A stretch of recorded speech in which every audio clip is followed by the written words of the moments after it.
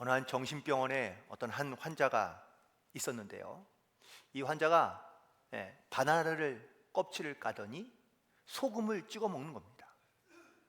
그래서 의사가 그 모습을 보고다가 환자에게 물었습니다. 아니, 왜 달고 단 바나나를 왜 짠 소금에 찍어 먹습니까? 라고 이렇게 물었더니 이 환자가 의사를 한심하듯이 쳐다보며 이렇게 말합니다. 아니, 그럼 선생님, 소금을 그냥 먹습니까? 단 게 뭔가 있어야 그래야 그 소금을 먹을 수 있다라고 생각한 것이죠. 요즘에는 단짠이라는 이런 말들이 많이 사용되고 있습니다. 달고 짜고, 이 단짠의 어떠한 그 자극적인 음식들이 사실 지금 이 시대를 표현하고 있는 말이라고도 말할 수 있습니다. 그만큼 조금 약간 양극적인, 극단적인 선택을 하며 살아가는 경우가 많다는 것이죠. 우리는 신앙과 믿음을 가지고 살아가면서 우리는 과연 이 하나님의 말씀을 어떻게 대하고 혹은 이 말씀을 우리는 어떻게 읽고 있을까라는 것을 한번 묵상해 보게 됩니다. 여러분에게 성경은 과연 어떤 책인가요? 제가 오늘 칼럼에서 읽은 내용을 조금 요약해 보았는데, 첫 번째, 성경은 전문 서적이 아니라는 겁니다. 서점에 가면 경영학, 과학, 또한 수학, 심리학, 교육학 등 다양한 전문적인 서적이 있습니다. 하지만 성경은 어떤 과학적인 어떤 지식이나 아니면 논제들을 밝히기 위해서 써놓은 저는 전문 서적이 아닙니다. 성경은 하나님의 말씀과 약속들, 그리고 성령의 감동으로 기록된 하나님의 말씀인 것이지, 우리가 어떤 지식을 얻기 위한 전문적인 어떤 지식으로서의 성경을 대하는 것은 우리가 잘못된 모습이다라는 것이죠. 두 번째, 성경은 자기 개발 서적이 아닙니다. 한때 새벽형 인간이라는 이러한 이야기가 유행했던 때가 있었습니다.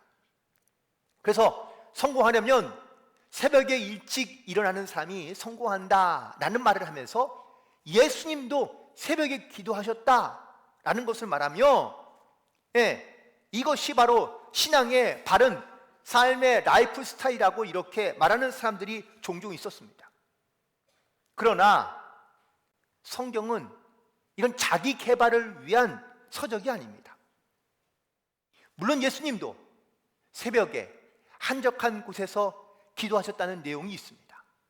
그러나 이거는 새벽형 인간으로 자기 개발을 만들어가기 위한 것이 아니라 하루를 기도와 묵상으로 시작하려는 신앙적인 표본을 우리에게 보여주신 것이지, 우리가 자기의 삶의 어떤 새로운 개발을 위하여 개발 목적으로 만든 그런 기록된 것이 아니라는 것이죠. 세 번째, 성경은 도덕책이 아닙니다. 우리가 어렸을 때 도덕이라는 과목도 있고 책도 있었는데요, 이 성경이 인간다움의 기본이 되고 또한 기준을 세우고 가르치고 있다는 것은 변하지 않습니다.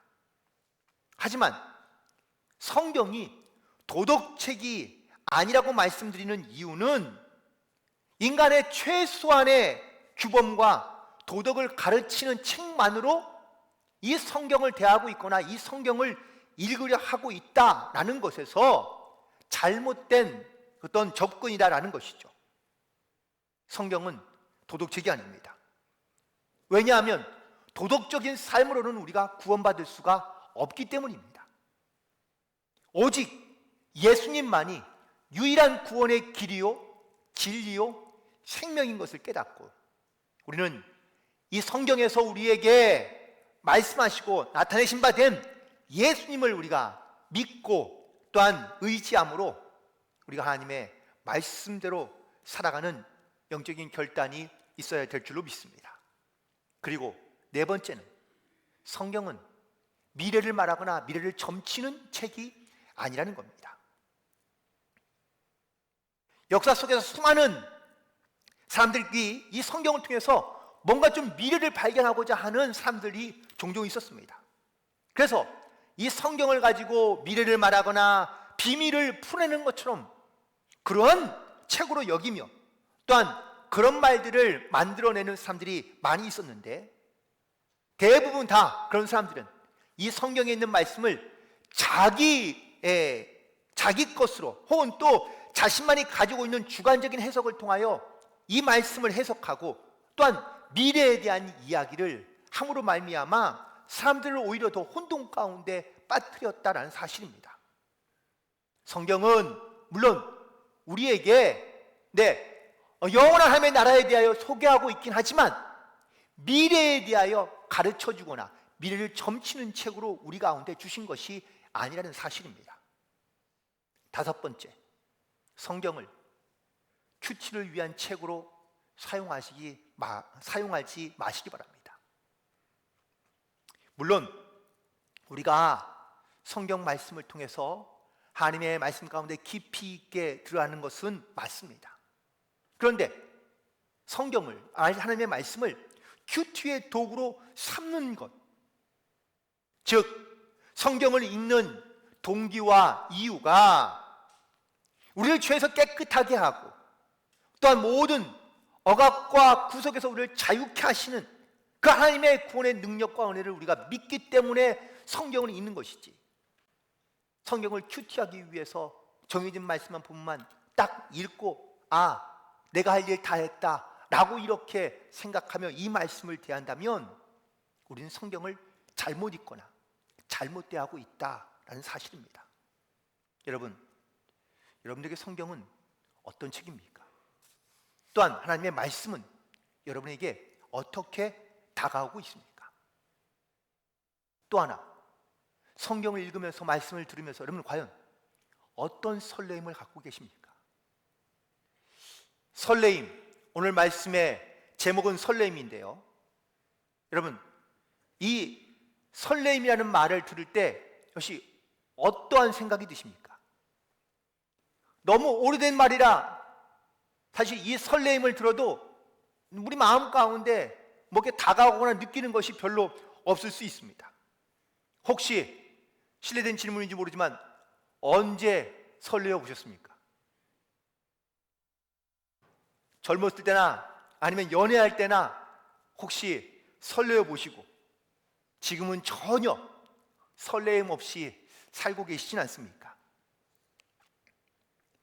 설렌다는 말이 사실 좀 어색하게 들릴 수 있습니다. 그러나 가만히 뒤돌아보면 우리에게는요 이 설렘의 순간들이 참 많습니다. 예를 들면 오늘 아주 예쁜 가을의 단풍을 볼 때에 여러분의 마음이 설레이지 않으신가요?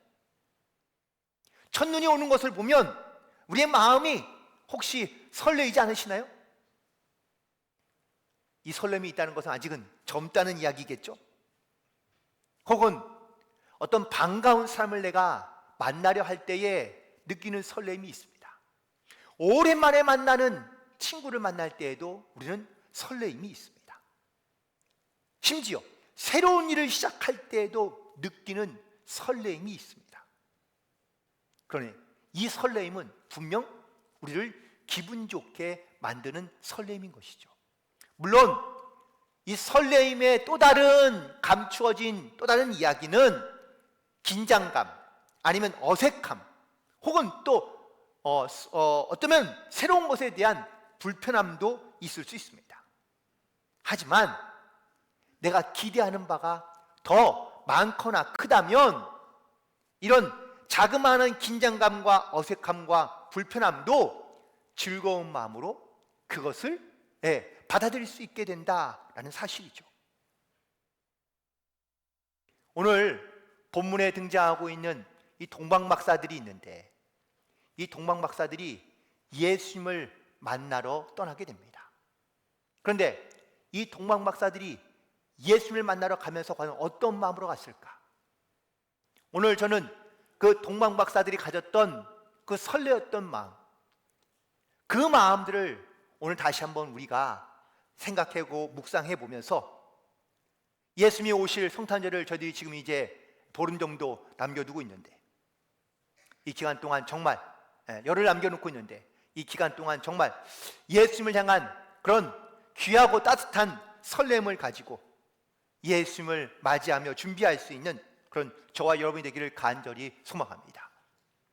먼저 첫 번째 설레임은 바로 별을 만나게 되고 이 별을 보고 따라 나선 동방 박사들의 모습입니다. 오늘 본문 2절에 보면 별을 보고 라고 이렇게 기록되어져 있습니다.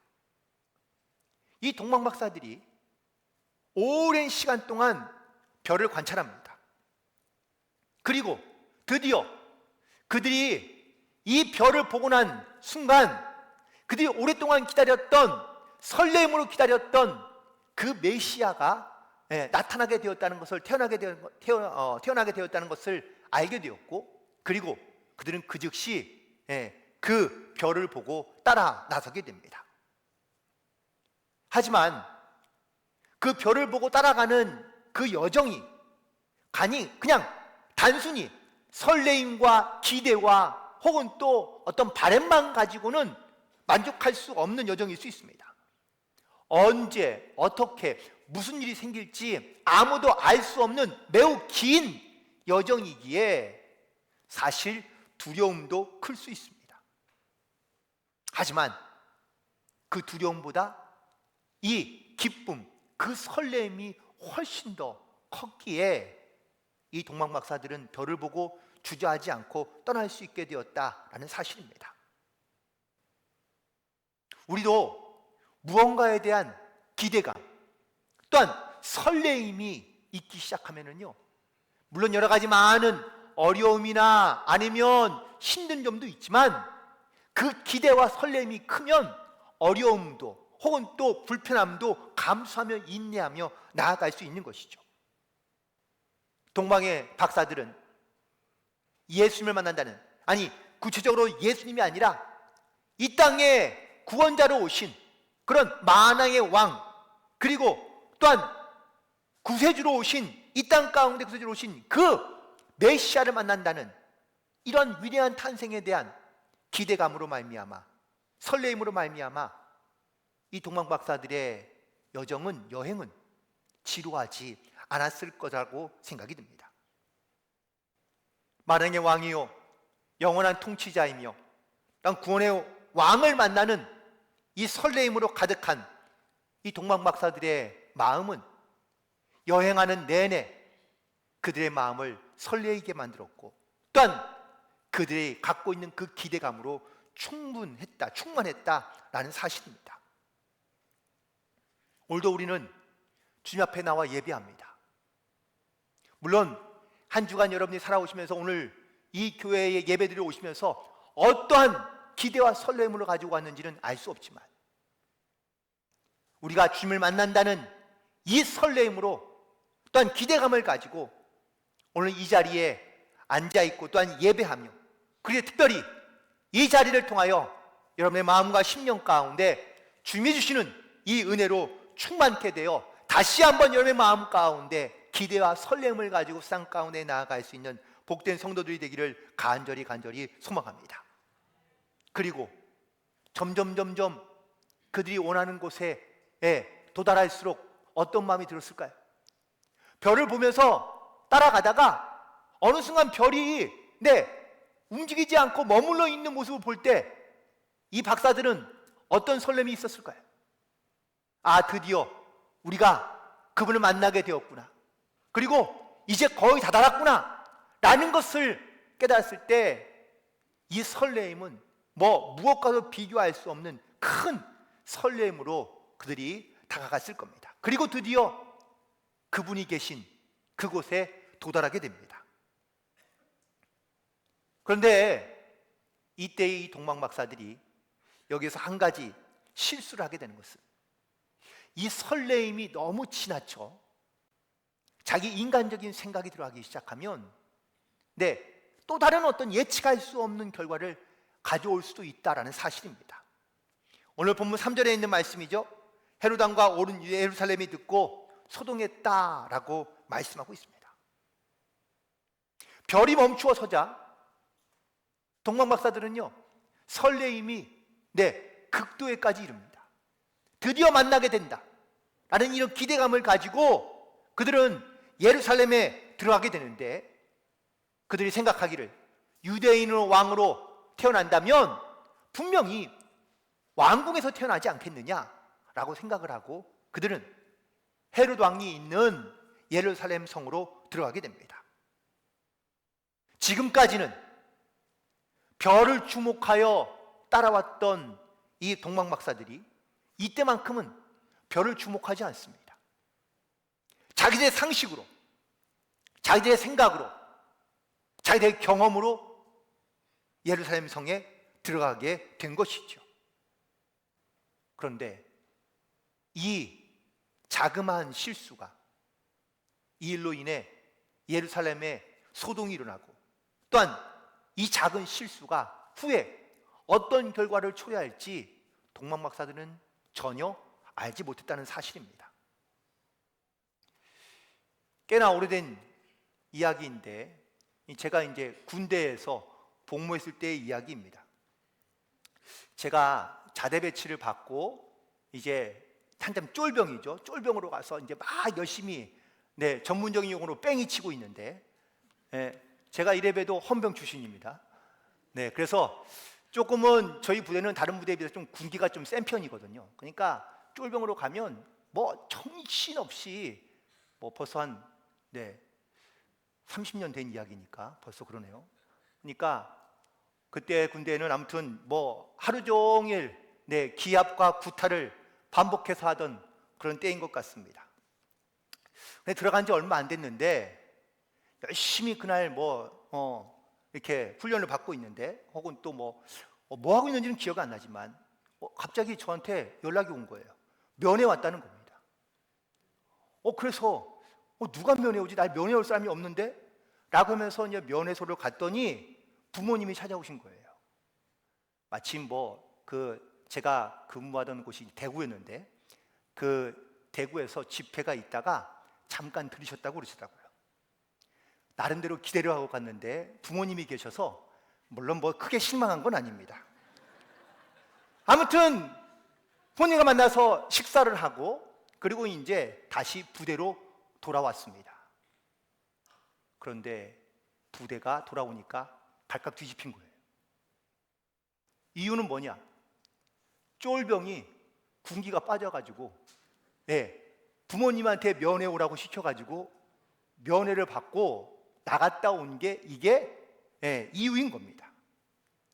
그래서 맛있는 저녁 먹고 들어와서 밤새도록 두들겨 맞고, 그리고 얼차려 받고, 물론 저희 부모님은 전혀 모르시겠죠. 아마 제가 한 번도 얘기한 적이 없으니 모를 겁니다. 근데 아무튼 부모님은 의도한 일은 아니었지만, 하지만 저희 부대 안에는 자그마한 소동이 있었다라는 사실이죠. 동방박사도 의도한 일은 아닙니다. 하지만 이러한 생각으로 실제로 예루살렘 안에 소동이 일어나고, 그리고 심지어는 이 일로 인하여 베들레헴 근처에 있는 모든 2살 이하의 아이들은 다 죽고 마는 그러한 큰 소동이 일어나게 된 것이죠. 우리가 살아가면서도 우리가 끝까지 하나님을 주목하며 하나님을 바라보며 우리가 살아가야 될 때가 대부분이지만, 때로는 내 생각에 혹은 또 내 경험에 우리가 끝까지 주님을 바라보지 못하고 하나님을 의지하지 못하고 결국은 자그마한 소동을 일으키고 후회하는 경우들이 많은 것을 보게 됩니다. 바라고 원하기는 우리가 주님을 만나고자 하는 그런 설렘을 가지고 우리가 오늘 이 자리에 앉아 있으며, 또한 우리가 주님을 바라보며 살아가지만 끝까지 주님을 바라보며 의지하며 나아갈 수 있는 그런 모든 성도들이 되기를 간절히 축원을 드립니다. 또한 두 번째 이 동방박사들의 설렘은 바로 메시아를 경배한다는 그러한 마음을 가지고 찾아왔다라는 사실입니다.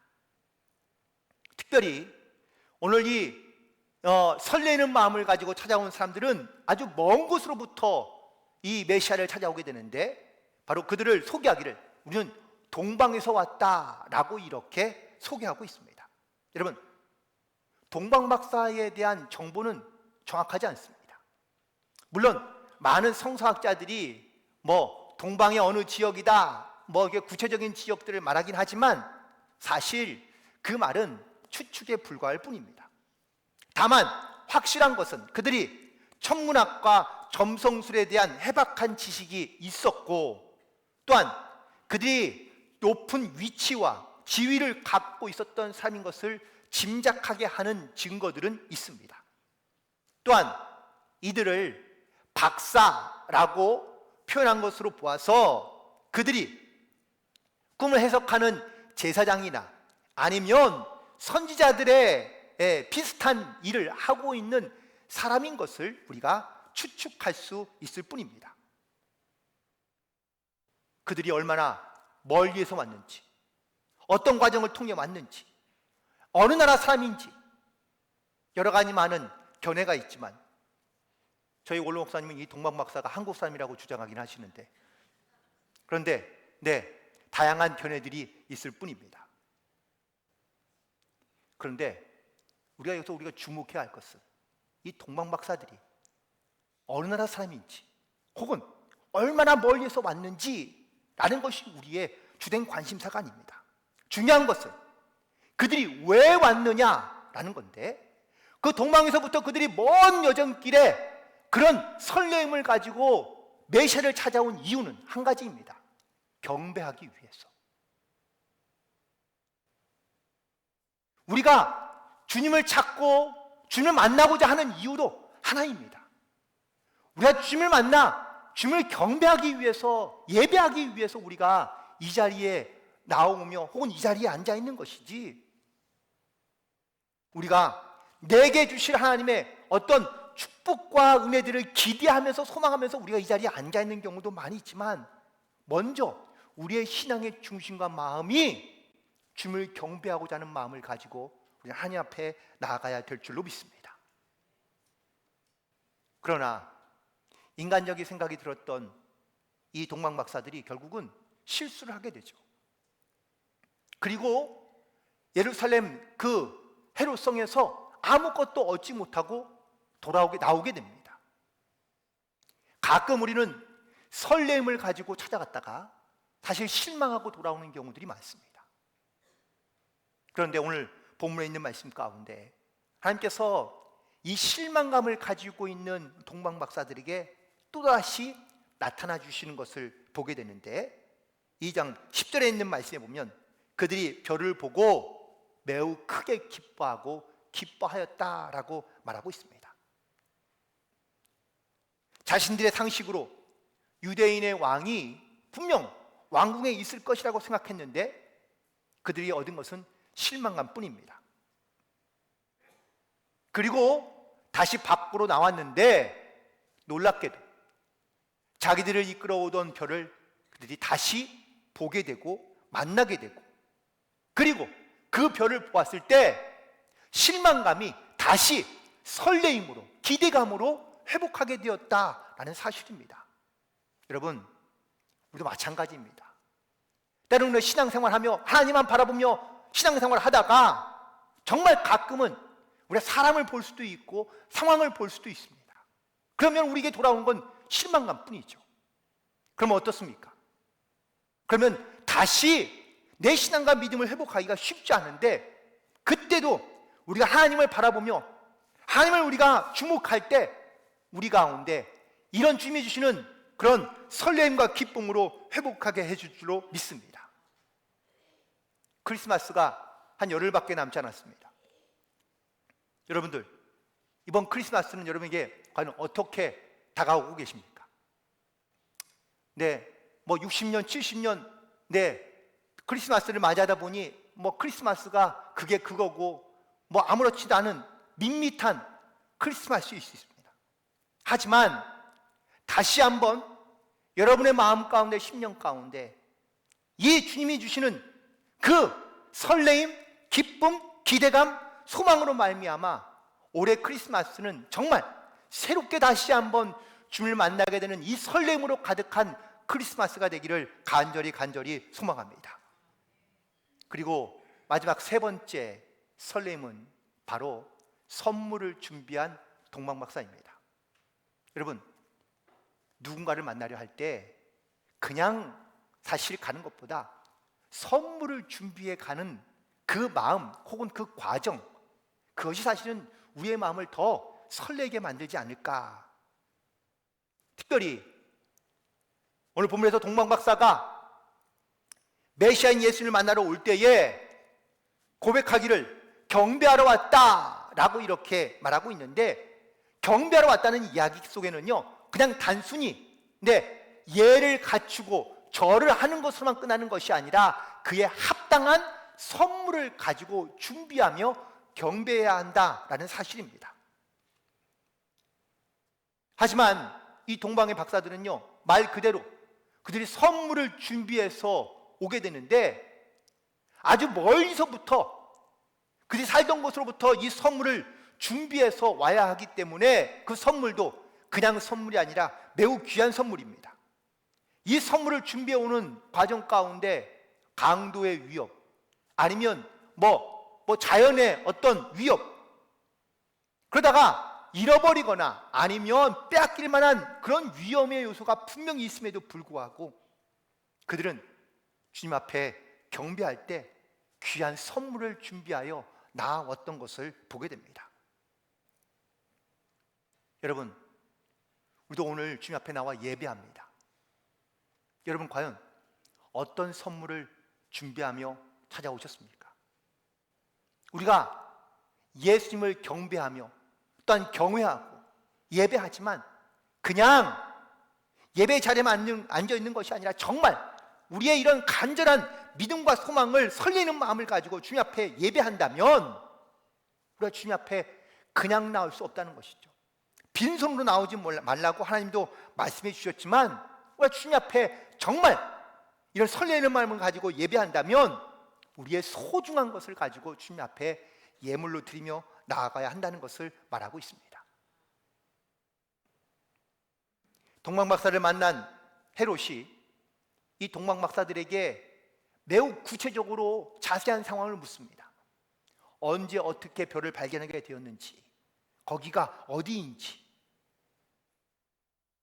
헤롯과 동방박사들의 공통점은 메시아를 찾고 있다, 새롭게 태어날 왕을 찾고 있는 것은 공통점이지만 목적과 이유가 다릅니다.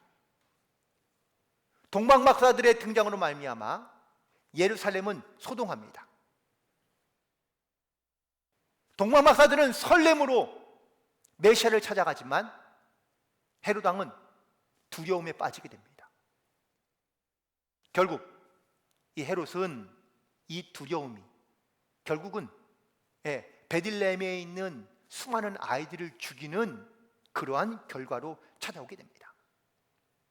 당시 헤롯 왕은 정통 유대인이 아닙니다. 엄밀히 따지면 그는 이방인 출신입니다. 그러다 보니 자기의 이 지위를 지키기 위하여 정치적인 수단을 발휘합니다. 심지어 그는 자기의 왕위를 지키기 위해 자기의 아내, 자기의 어머니도 서슴없이 죽였던 사람입니다. 또한 자기를 위협하거나 비방하는 사람들도 역시 가차없이 죽이는 일을 서슴지 않습니다. 대표적인 사건이 바로 세례 요한을 죽인 사건이기도 합니다. 헤롯이 동방박사들에게 이렇게 말합니다. 찾거든 나도 가서 경배하게 하라. 여기에는 다른 의도가 있는 겁니다. 그가 어떤 생각, 어떤 마음을 가지고 어떤 행동을 할지를 암시하고 있는 표현이기도 합니다. 왕의 자리가 둘일 수는 없습니다. 둘 중에 하나는 반드시 물러나거나 아니면 죽이거나 해야 그 왕의 자리를 보존할 수 있기 때문입니다. 여러분, 내 삶의 진정한 왕은 누구십니까? 주님이 내 삶의 진정한 왕이십니까? 아니면 내가 내 삶의 왕입니까? 왕이 둘일 수는 없습니다. 우리가 주님의 오심을 기대하며 또한 소망하는 가운데 내가 주님을 예배하며 경배하는 거룩한 진실된 마음을 가지고 우리가 주님 앞에 나아가려 한다면 주님이 내 삶의 진정한 왕으로 계셔야 되고 또한 그 왕을 우리는 섬기는 자로서 주님 앞에 겸손히 나아가야 될 줄로 믿습니다. 드디어 이 동방 박사가 예수님을 만나고 그리고 예수님 앞에 준비한 선물을 내어놓습니다. 2장 11절에 있는 말씀에 보니까 그들이 준비한 선물은 황금과 유향과 몰약을 예물로 드리게 되는데요, 황금은 바로 왕에게 드리는 예물입니다. 그리고 이거는 신뢰, 믿음을 상징하고요, 유향은 제사장에게 드리는 예물입니다. 이건 기도를 상징합니다. 세 번째 몰약은 선지자에게 드리는 예물로 희생을 상징합니다. 그래서 동방박사가 각각 준비한 예물은 왕에게, 제사장에게, 그리고 선지자에게 드리는 예물인 것이죠. 우리도 크리스마스를 준비하며 예배 때마다 우리가 주님 앞에 나와 예배하지만 정말 우리가 어떠한 마음을 가지고 선물을 준비하며 또한 주님께 그 선물을 내어놓고 있는지, 동시에 나는 주님께로부터 어떤 선물을 받기를 기대하고 있는지를 다시 한번 돌아봅니다.